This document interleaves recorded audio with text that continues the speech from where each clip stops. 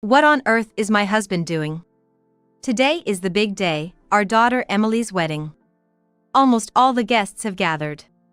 Despite saying he'd come later, it's unbelievable that her father, Michael, hasn't shown up just before the ceremony. I've called him several times already. Finally, he answered. Finally! Where are you now? Me? I'm on a trip with my ex-wife. I was speechless. Of all the days, he chooses today to pull such an awful stunt. He told me to just make some excuse to the relatives and hung up. It felt like he had tainted our precious daughter Emily's special day, and I felt terrible. A week after the wedding, Michael called me. He was very angry, probably because I had been ignoring him. Hey! Where the hell are you now? Why should I have to tell you that? Furious at my response, Michael lost it. He was shouting incoherently.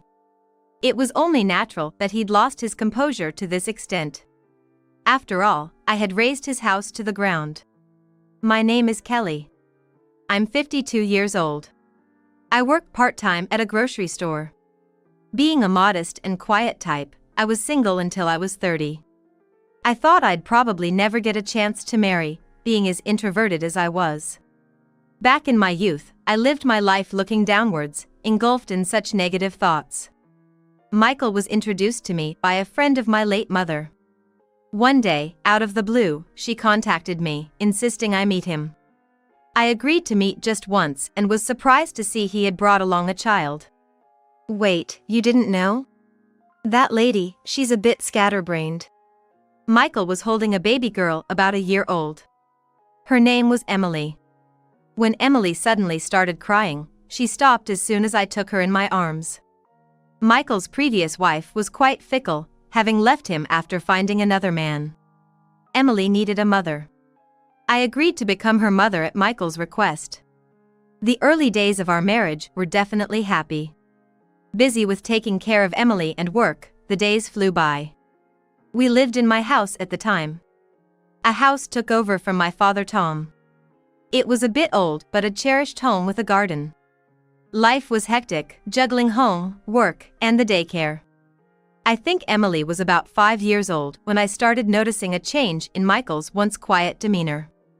He began to disregard my requests and started drifting into bad habits. Cut it out! If you've got time to drink, help out with Emily or around the house. Stop nagging. It's a woman's job to take care of another woman. Household chores have always been women's work. Michael ignored our needs. He would go out drinking every weekend and come home in the early morning. Eventually, he even started smoking again. Come on. The house is going to smell of smoke, right? It's not good for Emily, so please don't smoke. Stop fussing over a bit of smoke. Really, you're such a nag. Too much arguing would make Emily cry. When Michael started smoking, Emily and I had to retreat to another room. This was my own house, yet why did we have to be the ones to escape? The house quickly filled with the smell of tobacco, and I was frustrated beyond belief. Unable to stand it any longer, I finally decided to consult my father. So, the house smells of tobacco, and things with Michael are getting worse. I don't know what to do. Sorry to bring up our marital issues. Thank you for telling me. Invite Michael over. I'll talk to him too. Michael was quite nervous when we visited my father's home together. My father was a wealthy man with influence in many areas at that time. Michael was well aware of this and was visibly shaken by the summons.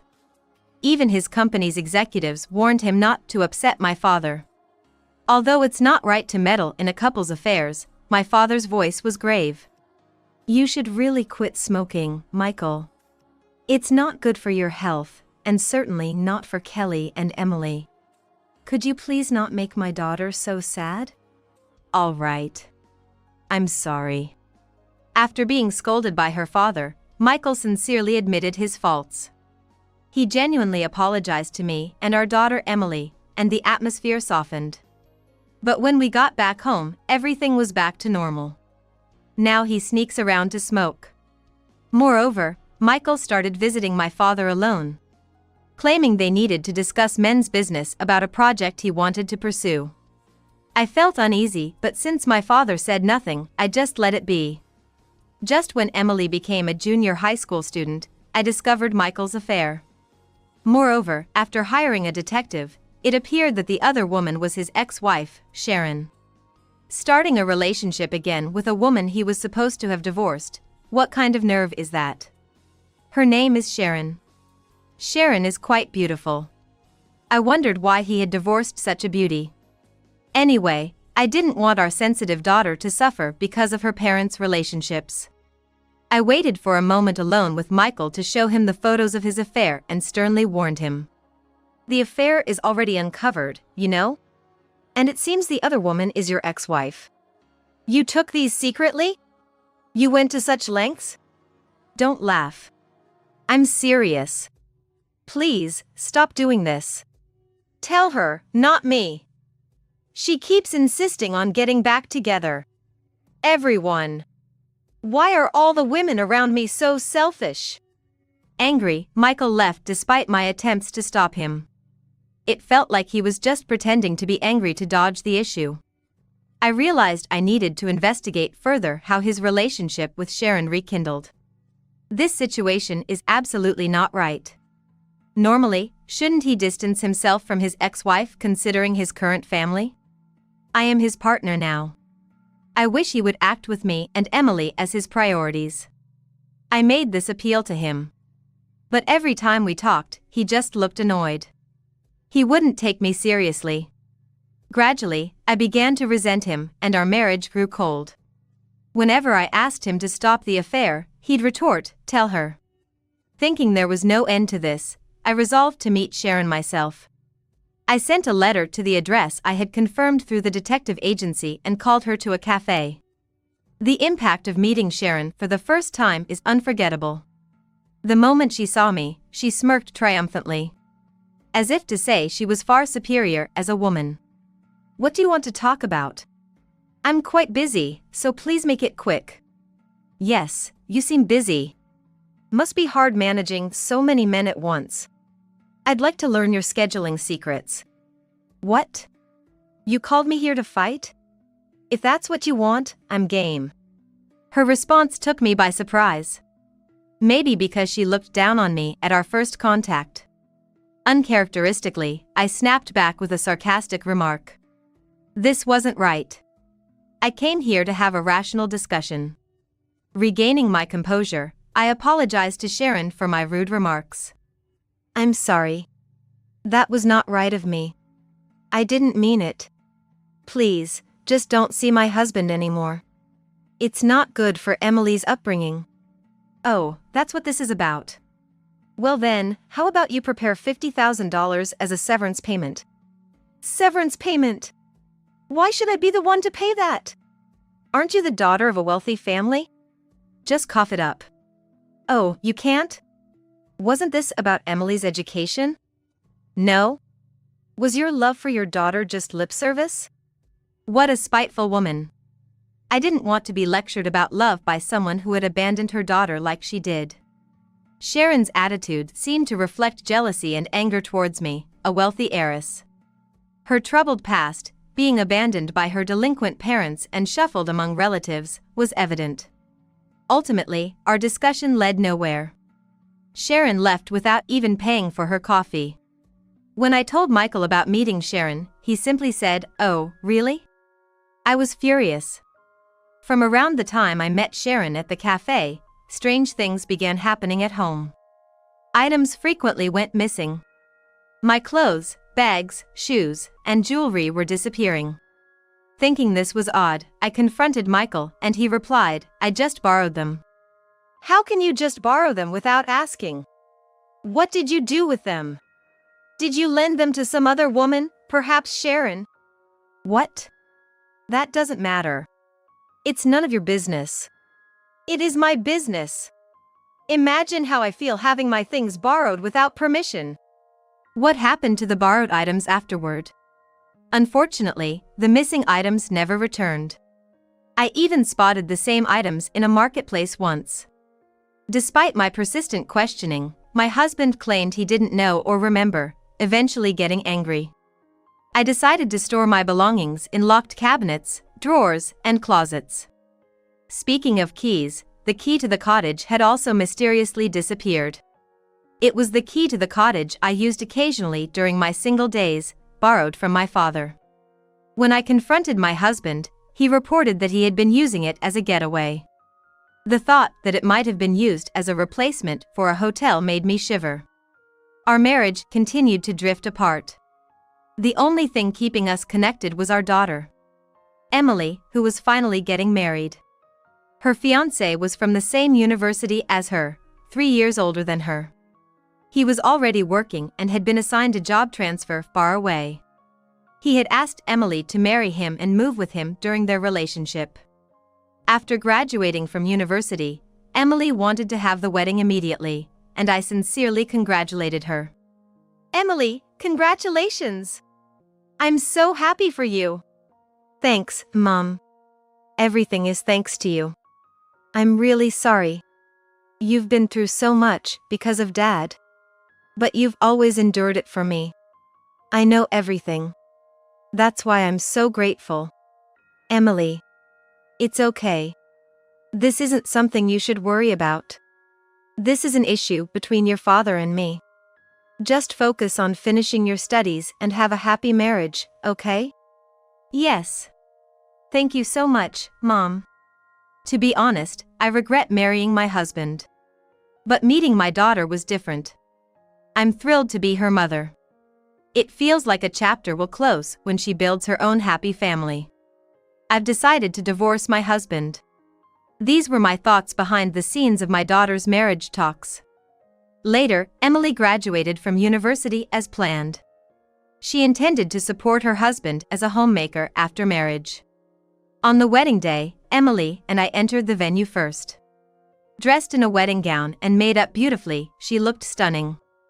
I was moved to tears just looking at her. I couldn't wait for the ceremony to start. But then, what on earth was my husband doing? He had said he would come later, but he had not shown up at the venue even just before the ceremony was about to begin. I called him dozens of times on my phone right before the opening. Finally, my husband answered the call. I finally got through. Where are you now? Me? I'm on a trip with my ex-wife. I was speechless. What a terrible thing to do on such a day. On a trip with his ex-wife? How could you say that so blatantly? I felt my head boiling with rage. Just make some excuse to the relatives and cover for me. What? Do you realize? It's your daughter's wedding. I know. Tell Emily congratulations for me, won't you? What a selfish man. The worst. I almost smashed my phone to the floor. But I couldn't lose my composure. It was my daughter's wedding. I lied that my husband couldn't come due to a sudden emergency and managed to get through it. I kept a calm smile, but inside, I was storming with anger towards my husband.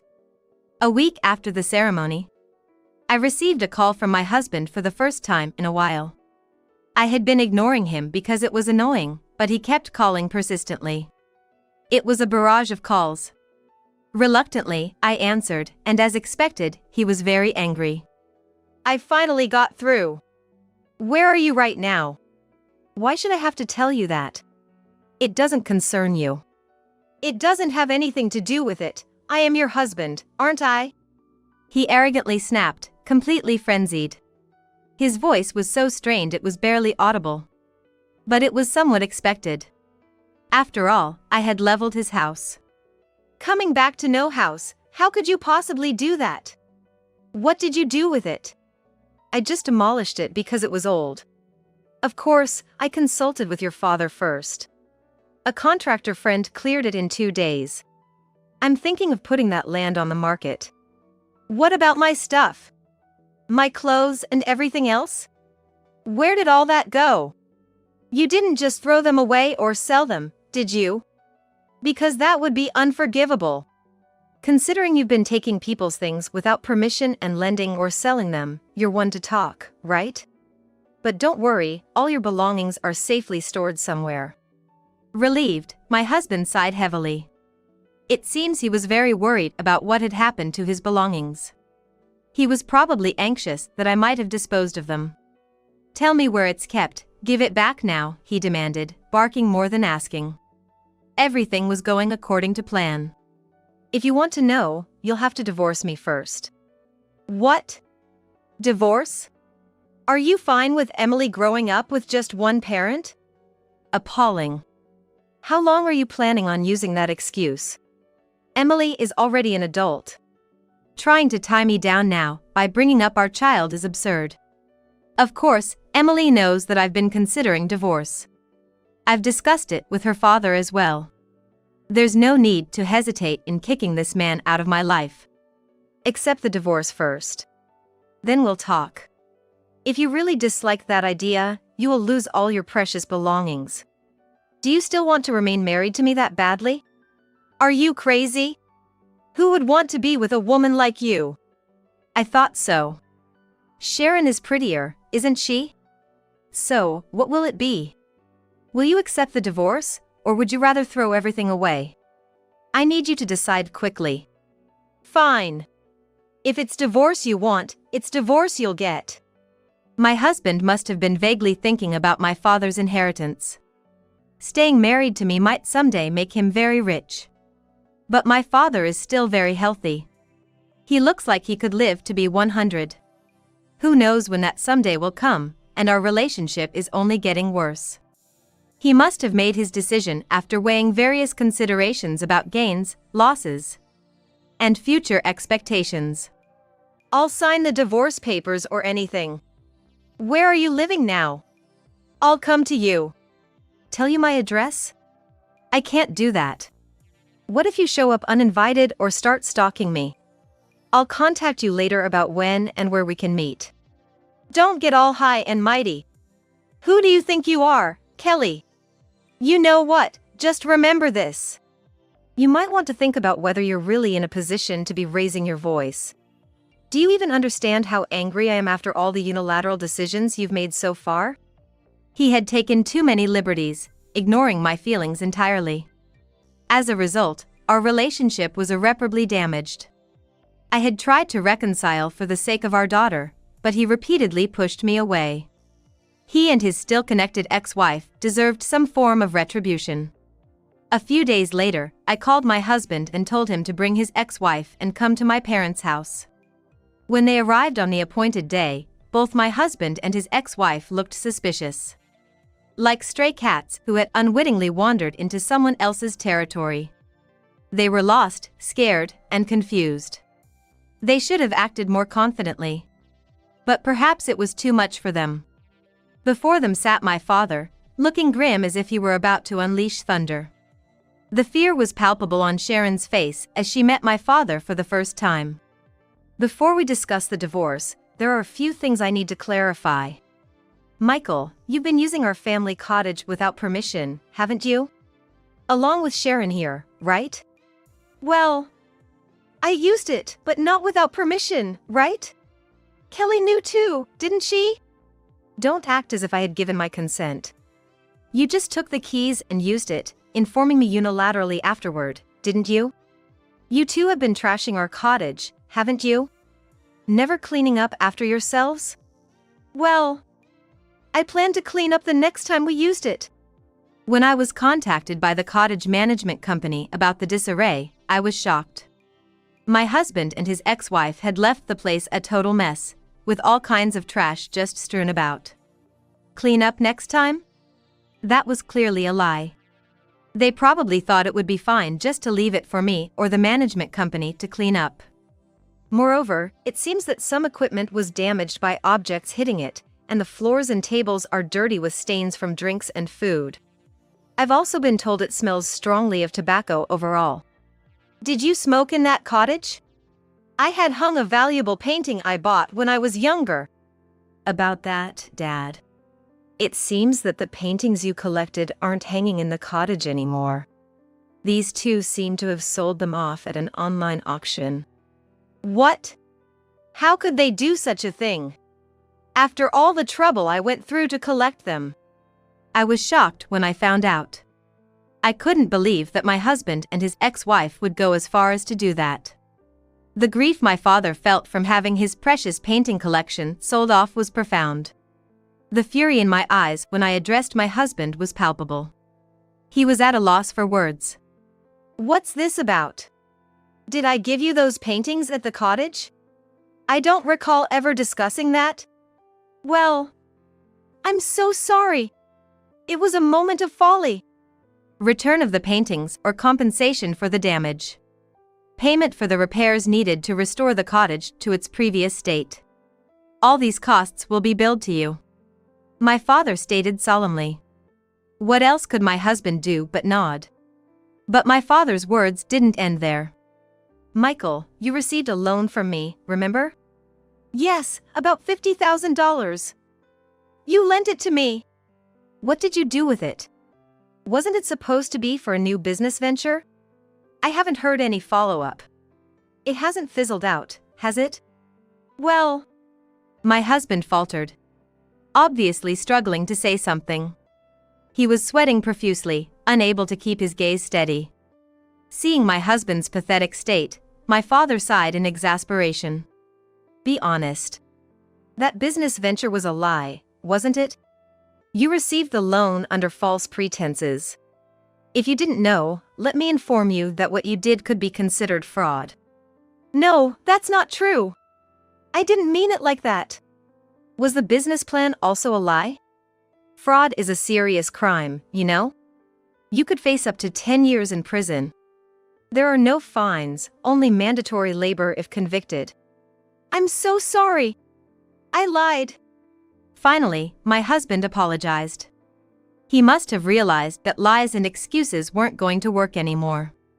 He admitted that the business plan was a fabrication. The loan he received was apparently used for something else. Used for something else? What exactly did you spend it on? Well, this woman begged me, and I used it to pay off her debts. What? You used the money I entrusted to you for something like that? Hey! Traitor! You promised you wouldn't talk about that. His ex-wife yelled. What can I do? My husband retorted. My father heaved a heavy sigh. I was too dismayed to speak. He had used the money I helped him borrow to pay off his ex-wife's debts? Unbelievable. How could someone be so irresponsible? Whether it's true or not, the ex-wife also had no right to blame my husband. They were both despicable. At that moment, the living room door quietly opened. It was my daughter, Emily. After I told her about today's discussion, she wanted to be involved. She had been listening to our exchange for a while and looked utterly disheartened. Seeing her, the ex-wife stood up gleefully. Emily! You were here too! I wanted to see you! I'm your mother! You're not my mother. I appreciate that you gave birth to me, but that's it. I refuse to be considered family by someone like you. Emily! How can you speak to your biological mother like that? That's because she's not my mother. And you? Skipping your daughter's wedding to go on a cheating trip with your ex-wife, don't act like a father. It was only natural for my daughter to be angry. She had already harbored resentment toward her father. This affair trip was just the breaking point for her. By now, both her father and his ex-wife were nothing but adversaries in her eyes.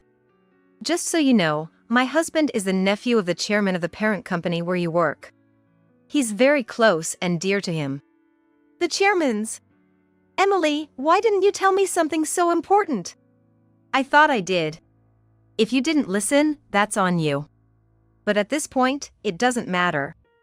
I plan to cut ties with you as a parent. Emily, don't say that.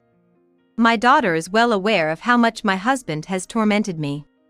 She has had just as many unpleasant experiences as I have. Her resentment towards her father is significant.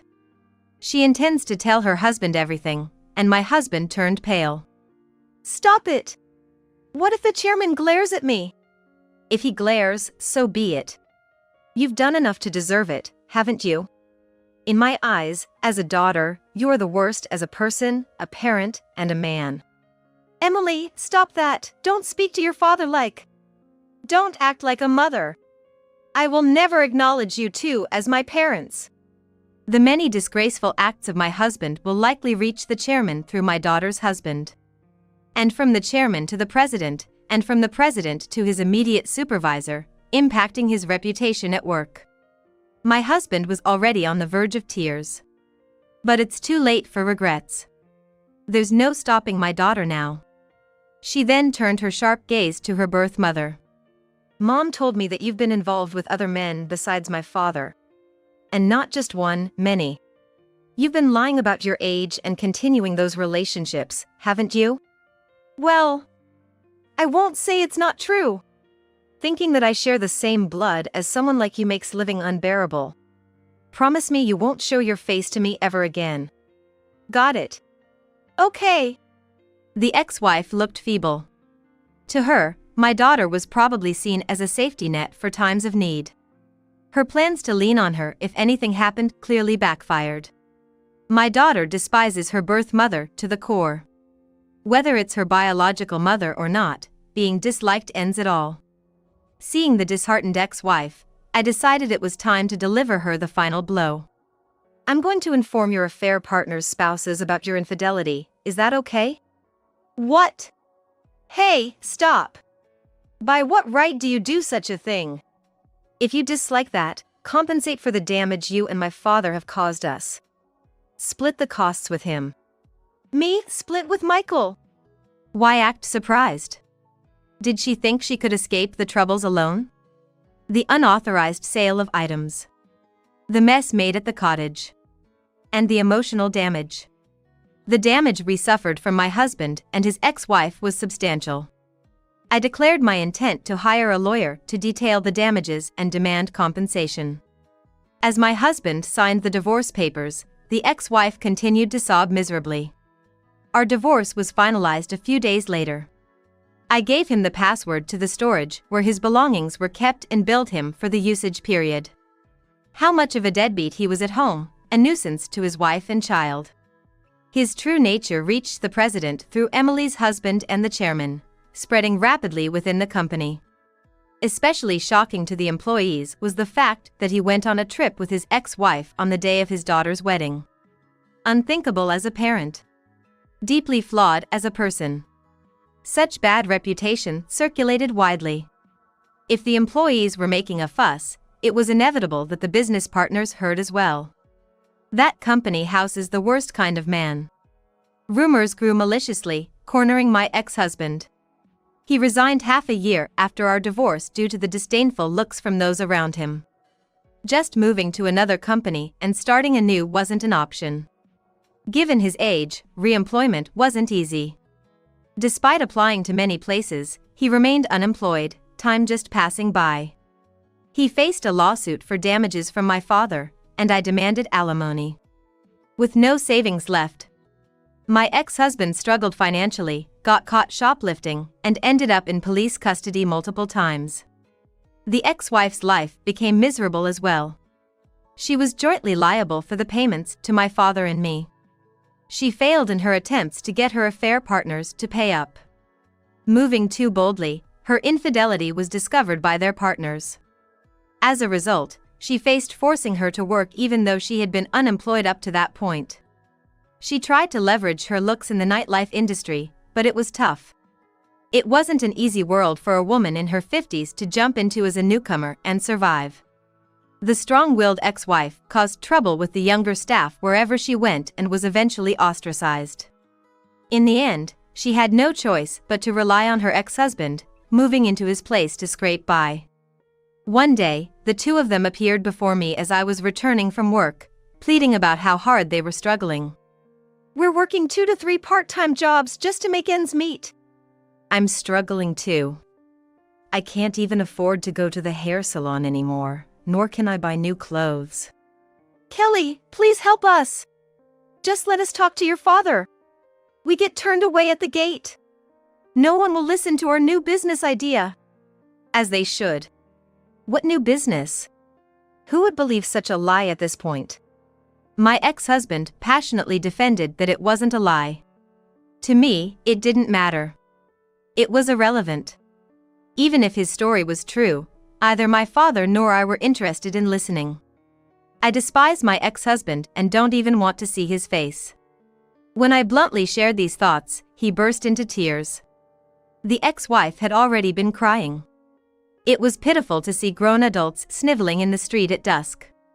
You've made your bed, now lie in it. Go back home. Both of you, never appear before me again. I sharply dismissed them. Their lonely figures turned their backs to leave. Yet, I felt no sympathy for them. Instead, I thought it served them right. I hope they continue to regret their actions for a lifetime and experience the depths of debt-ridden life. Later, my daughter had a child.